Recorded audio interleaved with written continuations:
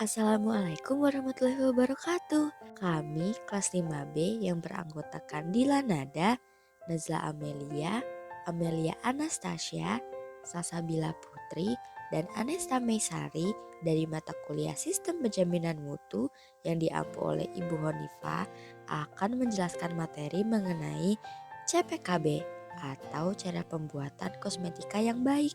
Mari kita dengarkan pemaparan teman-teman kita yuk. Apa sih CPKB itu? CPKB merupakan cara pembuatan kosmetika yang baik bertujuan agar menjamin produk kosmetika yang dihasilkan memenuhi persyaratan mutu yang ditetapkan sesuai dengan tujuan penggunaannya. CPKB bertujuan untuk apa sih?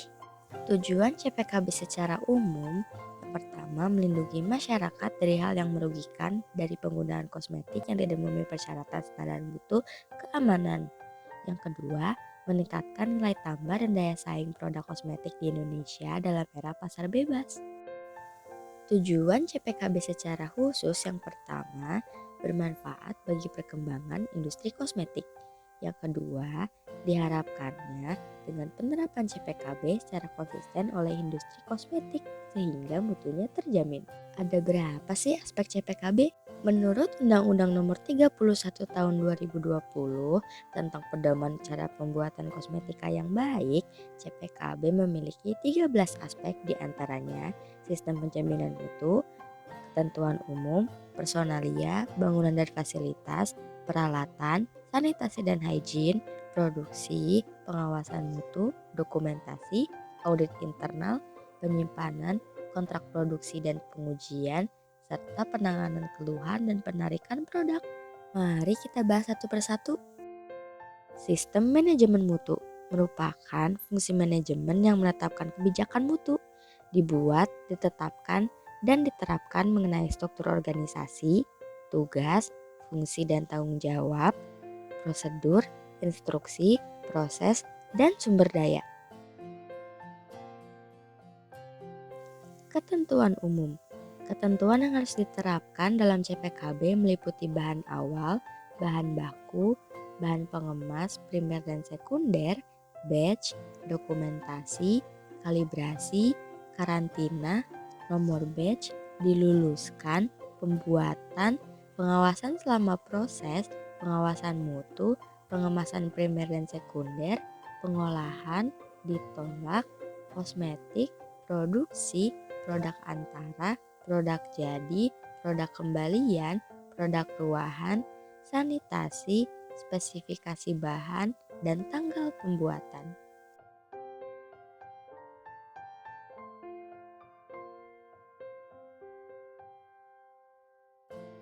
Aspek personalia. Perlunya personil dalam jumlah yang cukup mempunyai pengetahuan, pengalaman, keterampilan, dan kemampuan yang sesuai dengan tugas dan fungsinya, serta dalam keadaan sehat baik fisik dan mental, mampu mengerjakan tugasnya, bersih, tidak memiliki penyakit seperti kulit, menular, atau luka terbuka.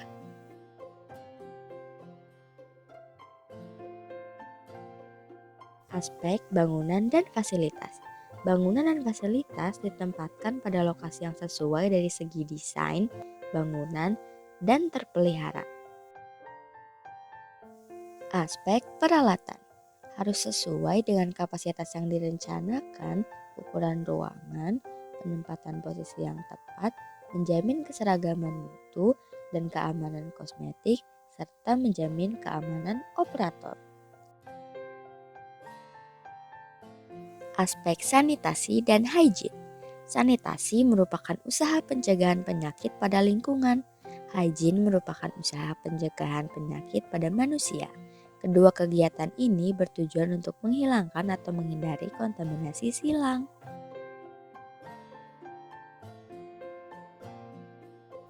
Produksi. Aspek produksi meliputi penerimaan bahan awal, identifikasi, penomoran batch, penimbangan dan pengukuran, prosedur dan pengolahan, produk kering, produk basah, pelabelan dan pengemasan, produk jadi, karantina dan pengiriman ke gudang produk jadi. Aspek pengawasan mutu. Semua upaya pemeriksaan dan pengujian yang dilakukan sebelum, selama, dan setelah pembuatan untuk memberikan jaminan bahwa kosmetika yang dibuat benar, bermutu, jumlahnya sesuai, kondisi pembuatan memenuhi persyaratan yang ditetapkan. Aspek dokumentasi meliputi seluruh prosedur dan instruksi tertulis serta catatan yang terkait, bertujuan untuk menjamin tersedianya spesifikasi semua bahan, metode pengujian, prosedur produksi, dan pengawasan mutu sarana dalam pelaksanaan audit. Aspek audit internal untuk mengetahui kekurangan dan kelebihan dalam pelaksanaan sistem mutu mengenai kegiatan penilaian dan pengujian seluruh atau sebagian dari semua aspek yang berhubungan dengan pengendalian mutu produk sesuai dengan persyaratan CPKB minimal dilakukan 1 tahun sekali. Aspek penyimpanan untuk menjamin kondisi penyimpanan yang baik, penyimpanan dirancang sesuai dengan kebutuhan atau sifat dari bahan dan produksi yang disimpan. Aspek kontrak produksi dan pengujian. Kontrak produksi merupakan kerjasama untuk memproduksi kosmetika berdasarkan kesepakatan antara pemberi kontrak dan penerima kontrak. Sedangkan kontrak pengujian kerjasama untuk melakukan pengujian kosmetika berdasarkan kesepakatan antara pemberi kontrak dan penerima kontrak. Aspek penanganan keluhan dan penarikan produk. Penanganan keluhan merupakan laporan ketidakpuasan pelanggan atau distributor tentang cacat produk, efek yang tidak diinginkan, merugikan atau kejadian merugikan. Sedangkan penarikan produk adalah tindakan untuk menarik kosmetika yang tidak memenuhi persyaratan dari peredaran diduga cacat atau bermasalah. Salah satu bahan yang sering digunakan sebagai bahan baku kosmetik adalah rempah-rempah yang biasa digunakan sebagai bahan penyedap dalam makanan. Selain memiliki aroma khas aromatik, bahan rempah ini juga memiliki beberapa manfaat untuk kulit seperti antioksidan, parfuming, skin conditioning, antimikroba, dan sebagainya. Kosmetik tidak lepas dari bahan kimia, tetapi bahan kimia tersebut tentunya aman digunakan dalam jumlah dan batas tertentu. Bahan kimia yang masih dapat digunakan tetapi harus dibatasi secara ketat, antara lain merkuri, bahan aktif tabir surya, dan heksaklorofen. Berdasarkan peraturan Kepala Badan Pengawasan Obat dan Makanan atau sering disebut BPOM, Republik Indonesia tahun 2019 nomor 18 tentang persyaratan teknis bahan kosmetika, bahan yang boleh digunakan sebagai bahan dasar kosmetik tetapi harus dibatasi kadarnya. Selanjutnya ada formulasi dan pengembangan produk. Dalam pengembangan formula harus memperhatikan ketersediaan bahan baku dan teknologi agar produksi dapat segera dilakukan. Mempertimbangkan keamanan, kemanfaatan, dan mutu bahan termasuk dalam hal menentukan konsentrasi bahan yang akan digunakan dalam kosmetik. Analisis keamanan bahan sehingga produk yang diproduksi atau diedarkan aman untuk masyarakat. Yang pertama itu ada daya tahan produk. Daya tahan produk dibagi beberapa macam. Yang pertama ada estetika. Estetika ini yaitu daya tarik produk terhadap panca indera. Yang kedua, keterjangkauan harga. Ketiga, reliabilitas, yaitu kemungkinan kecil akan mengalami kerusakan atau gagal dipakai. Keempat, daya tahan, yaitu berkaitan dengan berapa lama produk tersebut dapat digunakan. Dan yang terakhir ada desain dan pilih warna yang menarik. Selanjutnya ada uji evaluasi produk. Yang pertama itu ada uji evaluasi kestabilan bahan. Dibagi beberapa macam. Yang pertama itu ada pengujian daya oles. Kedua, pengamatan organoleptik dilakukan dengan cara mengamati warna, aroma, dan tekstur. Yang ketiga ada pengujian homogenitas. Yang keempat ada pengujian pH. Dan yang terakhir ada pengujian viskositas. Yang kedua itu ada uji kompatibilitas. Uji kompatibilitas produk ini dilakukan dengan menggunakan kemasan yang akan digunakan pada produk akhir untuk memastikan tidak ada reaksi antara isi produk dengan kemasannya. Proses produksi. Langkah-langkah umum dalam pembuatan kosmetik yang terdokumentasi dan mematuhi standar kebersihan dan keamanan sesuai dengan Badan Pengawasan Obat dan Makanan atau Otoritas Pengawasan setempat. 1. Perencanaan produk, yaitu identifikasi jenis produk kosmetik dan periksa persyaratan BPOM yang berlaku. Kedua, pendaftaran produk. Daftarkan produk kosmetik Anda kepada BPOM sesuai dengan prosedur yang berlaku. Ketiga, penerimaan bahan baku. Verifikasi setiap bahan baku sesuai dengan persyaratan BPOM. Yang keempat, pemrosesan. Lakukan pemrosesan sesuai dengan prosedur yang telah disetujui BPOM. Yang kelima, pengukuran dan campuran. Ukur dan campur bahan-bahan sesuai dengan formula yang disetujui BPOM. Yang keenam, pengujian kualitas antar langkah, yaitu lakukan pengujian kualitas selama dan setelah setiap tahap produksi. Yang ketujuh, pengemasan. Gunakan kemasan yang telah disetujui oleh BPOM. Yang kedelapan, pengujian akhir. Lakukan pengujian akhir pada produk jadi sesuai dengan persyaratan BPOM. Yang kesembilan, dokumentasi, yaitu buat dokumentasi produksi yang lengkap dan rinci sesuai dengan persyaratan BPOM. Yang kesepuluh, pelatihan karyawan. Pastikan karyawan terlatih dalam prosedur kebersihan dan keamanan sesuai standar. Yang kesebelas, pemantauan dan perbaikan. Lakukan pemantauan rutin terhadap seluruh proses produksi dan fasilitas. Lalu pengujian kualitas. Pengujian kualitas pada cara pembuatan kosmetik yang baik yang sesuai dengan persyaratan Badan Pengawasan Obat dan Makanan. Melibatkan serangkaian langkah-langkah yang ketat untuk memastikan keaslian, keamanan, kualitas, stabilitas, dan kesesuaian produk kosmetik. Berikut adalah pengujian yang umum dilakukan sesuai dengan regulasi BPOM, yaitu pengujian bahan baku, 1. Pengujian identifikasi, 2. Pengujian kebersihan, 3. Pengujian keamanan, 4. Pengujian kualitas fisik, dan 5. Pengujian stabilitas. Lalu ada pengujian produk jadi, 1. Pengujian identifikasi produk, 2. Pengujian kualitas fisik, 3. Pengujian konsistensi batch, 4. Pengujian kestabilan produk, 5. Pengujian keamanan produk, 6. Pengujian mikrobiologis, 7. Pengujian kandungan bahan aktif, 8. Pengujian pengemasan, dan 9. Pengujian etiket dan label.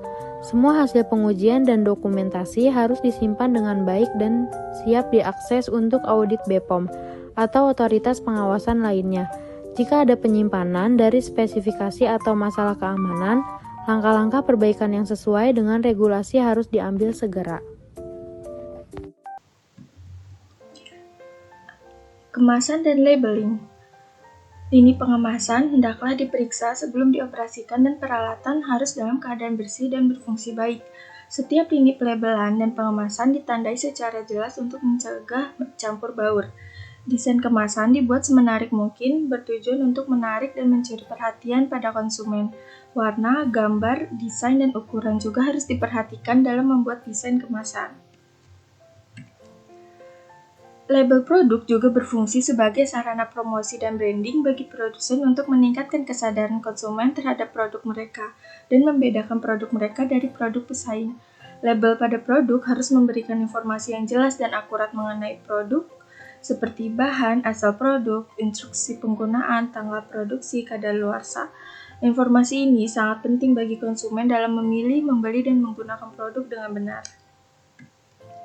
Aspek keamanan.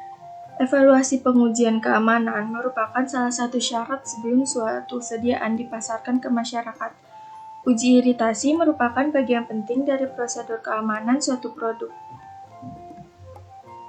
Iritasi merupakan suatu fenomena inflamasi yang terjadi pada kulit akibat senyawa asing.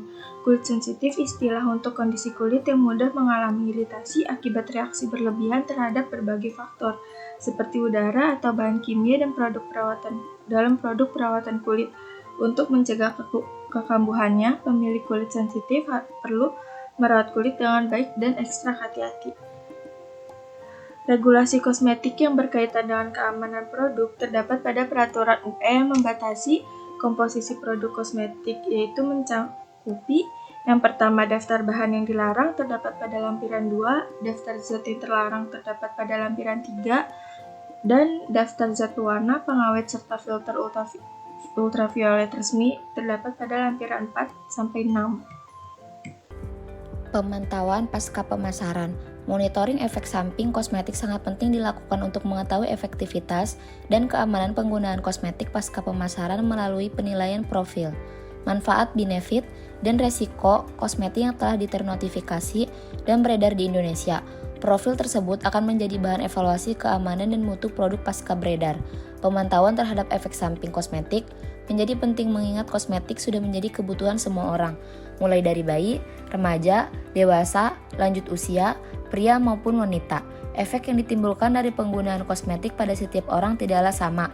Efek samping kosmetik, walaupun ringan dan jarang terjadi, namun dapat menimbulkan efek samping yang serius, serta sering menimbulkan ketidaknyamanan bagi pemakainya. Oleh karena itu, monitoring efek samping terdapat kosmetika yang digunakan oleh masyarakat perlu dilakukan secara intensif. Inovasi dan tren industri. Memantau tren dan inovasi dalam industri kosmetik sebagian dari tren yang berhubungan dengan perubahan gaya hidup memang dikarenakan kesadaran masyarakat. Namun, ada juga yang memang terinspirasi dari influencer dan media sosial. Misalnya, pemantauan tren dari pemasar influencer. Pemasaran influencer sangat berguna dalam bisnis kosmetik, di mana konsumen sangat bergantung pada media sosial untuk membeli secara online. Namun, merek harus mencari influencer yang sesuai dengan merek tersebut dan memiliki etika serta nilai yang sama untuk memasarkan produk mereka. Yang kedua, dampak media sosial. Media sosial telah mengubah cara kita berinteraksi dengan tren kecantikan. Influencer kecantikan memiliki peran besar dalam mempopulerkan produk dan tren tertentu. Media sosial juga memberikan platform bagi pengguna untuk berbagi pengalaman mereka dengan produk kecantikan dan memberikan ulasan yang berguna bagi konsumen potensial. Yang ketiga, produk kecantikan yang dipersonalisasi. Karena popularitas personalisasi, pengecer online cenderung terus beradaptasi dan mengubah pilihan bagi pelanggan untuk membuat rekomendasi dan dipersonalisasi sebelum membeli produk kecantikan. Yang keempat, skincare terus berkembang. Perawatan kulit atau skincare menjadi populer belakangan ini. Faktanya, produk-produk perawatan wajah mendominasi sebesar 19% dari keseluruhan industri kecantikan. Salah satu penyebabnya karena banyak yang menginginkan wajah yang glowing tanpa harus memakai make up, serta adanya keinginan untuk menjaga kekutan dan tanda-tanda penuaan lainnya. Banyak yang menganggap skincare sebagai terapi dan hal ini turut mempengaruhi popularitas dari skincare. Lalu, pentingnya inovasi. Dalam menghadapi pandemi ini, organisasi-organisasi di industri kecantikan harus tetap fokus pada inovasi dan penciptaan produk baru.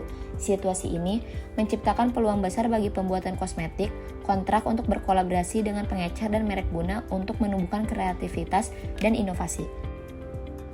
Berpartisipasi dalam penelitian dan pengembangan produk baru. Penetrasi pasar, strategi ini melibatkan peningkatan produk yang sudah ada dan fokus pada pasar konsumen yang sudah ada dan menjadi fokus merek. Yang kedua, pengembangan pasar. Berbeda dengan penetrasi pasar, tidak ada perubahan pada produk yang sudah ada. Namun, suatu produk dapat direposisi atau diperkenalkan ke pasar konsumen yang baru. Yang ketiga, pengembangan produk.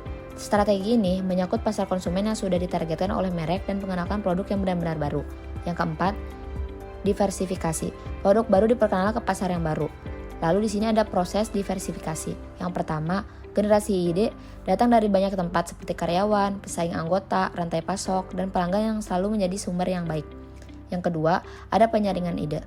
Yang ketiga, pengujian konsep. Yang keempat, analisis bisnis. Yang kelima, pengembangan produk. Yang keenam, uji pemasaran. Yang ketujuh, komersialisasi. Yang kedelapan adalah ada evaluasi. Lalu di sini ada kesimpulan yang dimana CPKB atau cara pembuatan kosmetika yang baik memiliki peran penting dalam memastikan bahwa produksi kosmetika memenuhi standar kualitas, keamanan, dan kepatuhan terhadap regulasi. Dengan menerapkan praktik-praktik CPKB, perusahaan kosmetika dapat menghasilkan produk yang aman digunakan, meminimalkan risiko iritasi atau efek samping, serta mematuhi persyaratan hukum dan regulasi yang berlaku. Kesimpulan untuk CPKB adalah bahwa kepatuhan terhadap pedoman ini tidak hanya mendukung keputusan perusahaan, tetapi juga melindungi konsumen dari produk yang tidak aman atau tidak sesuai. Berikut daftar pustaka yang kita gunakan. Terima kasih sudah menyaksikan video ini. Semoga video ini bermanfaat. Kami pamit undur diri. Wassalamualaikum warahmatullahi wabarakatuh. Dadah.